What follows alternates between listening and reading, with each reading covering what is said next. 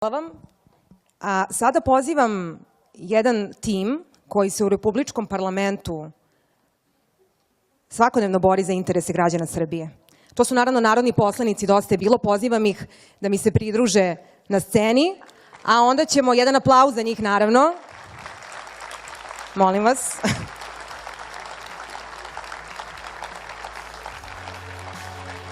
A onda ćemo čuti govor predsednika Dosta je bilo Saše Radulovića.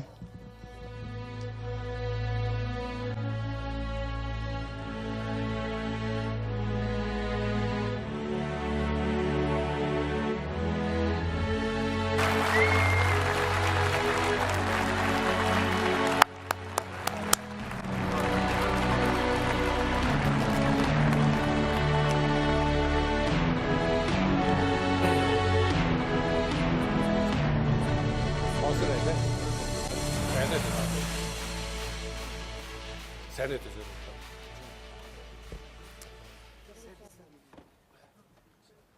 Zaista je divan osjećaj videti vas u ovolikom broju danas ovde i veliko zadovoljstvo biti sa vama tu. Jako vas mnogo ima, voleo bi da i ljudi koji prate ovo preko našeg Facebook naloga mogu da vide ovu divnu scenu. Da se našalim malo za početak, narodna poslanica Branka Stamenković nam stalno govori da nikad ništa veliko ne počinjemo dok je Merkur retrogradan. Sad, Merkur je, ako niste znali, retrogradan, evo gotovo ceo decembar, ona kaže kad nešto veliko počinjete za retrogradnog Merkura, uvek nešto krene naopako. Sad, Merkur je retrogradan ceo decembar i izgleda jutros u 8 časova, je li tako? Je prestao da bude retrogradan, tako da izgleda danas će biti sve okej. I pravo da vam kažem, malo će mi nedostajati taj retrogradni Merkur, jer u decembru, evo, u poslednje 2 sedmice smo uspeli da probijemo medijski mrak 2 puta. Prvo ova Twitter afera koju su preneli svi mediji, a nakon toga nervozni ministar finansija koji ne može da istrpi argumente. Pa kad čuje činjenice, onda ustaje, pravi scenu i napušta salu. Obećao je da će me rasturiti 3 puta. Imao je priliku, nešto ne bi ništa od toga. Tako da, bit će mi malo žao što nam odlazi ovaj retrogradni Merkur, međutim, nad Srbijom je nadvijeno mnogo veće zlo koje nas guši već dugo vremena. Ovaj decembar je bio uspešan za Dosta je bilo. Uspeli smo da pokrenemo i call center i ostvarimo direktan kontakt sa biračima. Do sada, verovatno to znate, jedino SNS je direktno kontaktirao birače. I verovali ili ne, ljudi su željni kontakta, željni da razgovaraju sa nekim, da im kažu šta ih muče, pogotovo opozicioni birači, i to smo uspeli da ostvarimo u decembru. Ono što nam je takođe jako važno, preko raznih blatoida vlast plasira nameštena istraživanja javnog mnjenja. Mi smo sada u poziciji da zovemo hiljade građana i da znamo kakvo je raspoloženje u Beogradu. Ne mogu da nam podmetnu probleme sa cenzusom. Dosta je bilo, nema nikakav problem sa cenzusom.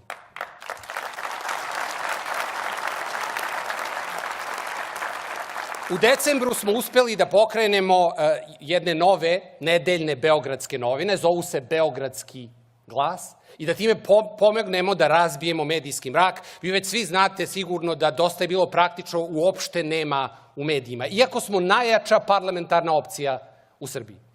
Biće da radimo nešto pogrešno i biće da postoji strah od ovoga što radimo. Taj Beogradski glas će biti otvoren za sve. Uređivaće ga glavni i odgovorni urednik, ne mi. Nama ne trebaju povlašćeni uslovi, nama trebaju jednaki uslovi za sve i onda ćemo pobediti idejama.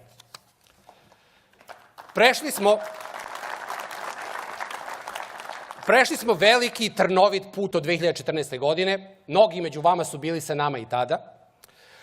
2016. godine smo napravili izuzetan rezultat, niko to nije očekivao. Praktično bez organizacije, bez novca, uz pomoć društvenih mreža uspeli smo da ostvarimo rezultat od 6% na nivou cele Srbije, od preko 11% u Beogradu. Sad, nakon toga imali smo jedan pad na predsjedničkim izborima, svi mi smo doživjeli neuspeh. Ne zato što Dosta je bilo nije osvojio neke procente, nego mi nismo ni učestvovali tu da bi pobedili, da bi uzeli predsjedničko mesto, nego da bi pokušali da podignemo izlaznost i sprečimo pobedu Aleksandra Vučića u prvom krugu. Nažalost, nije nam uspelo. Neodgovorni kandidati nisu hteli da se dogovore, nisu nas slušali i doživjeli smo svi zajedno jedan veliki poraz. Trčali su više za svoje pozicioniranje i za sebe nego za opšte dobro. Sad, nakon toga, mnogi su se ponadali da je to kraj DJB. Pa moram da ih razočaram. Mi smo iz toga svega izašli mnogo jači nego što smo bili. Zaboravili smo da iza nas stoje ideje, da stoji program i da mi ne odustajemo.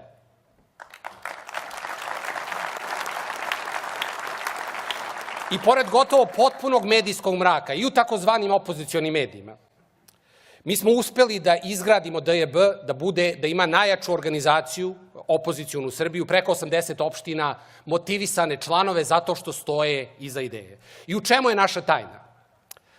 Pa DJB je dosledan.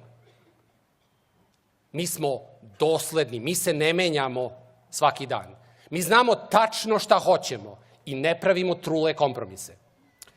Mi smo uporni, ne odustajemo, mi smo racionalni i ozbiljni. Mnogi nam to zameraju. Podmeću nam da nemamo emocije.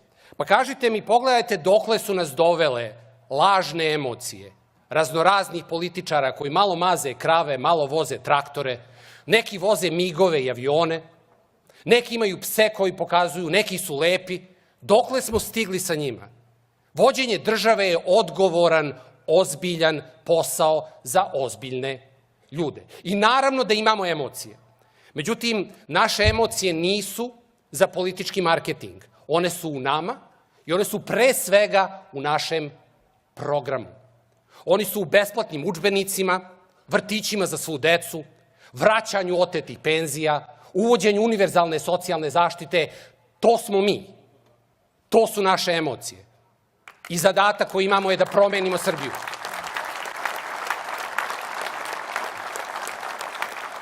Kažite mi, kad vam se začepi neka cev u kući i zovete vodoinstalatera, je li prvo što tražite od njega da pokaže emocije prema vama?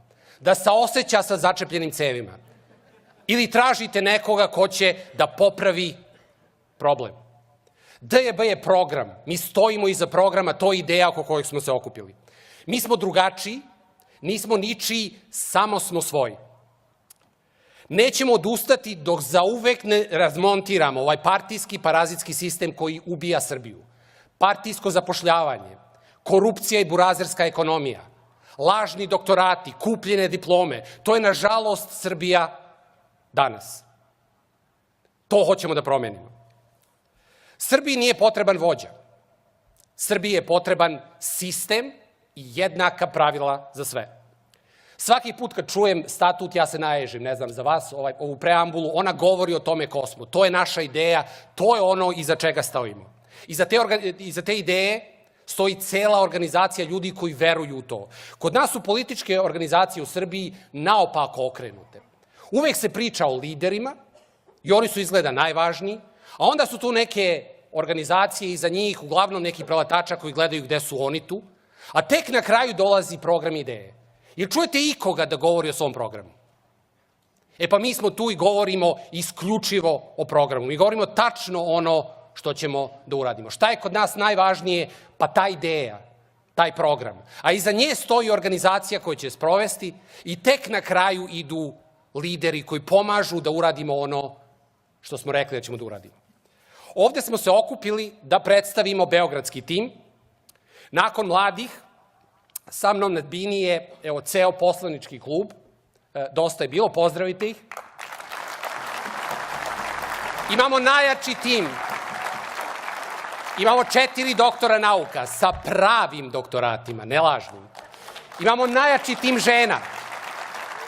Potpredsednica Jasmina Nikolić. Predsednica Foruma žena Tatjana Macura. Predsednica Foruma osoba sa invaliditetom Ljupka Mihajlovska. Veliki borac u Skupštini i kraljica retrogradnog Merkura Branka Stamenković. Zamenica predsednika poslaničke grupe Ana Stevanović. I tu je naravno i muški deo ekipe od Dušana Pavlovića, Aleksandra Stevanovića, Miloša Boškovića, Ratka Jankova, Branislava Mihajlovića, Vladimira Đurića, Nenada Božića. Ustanite da svi ljudi vide.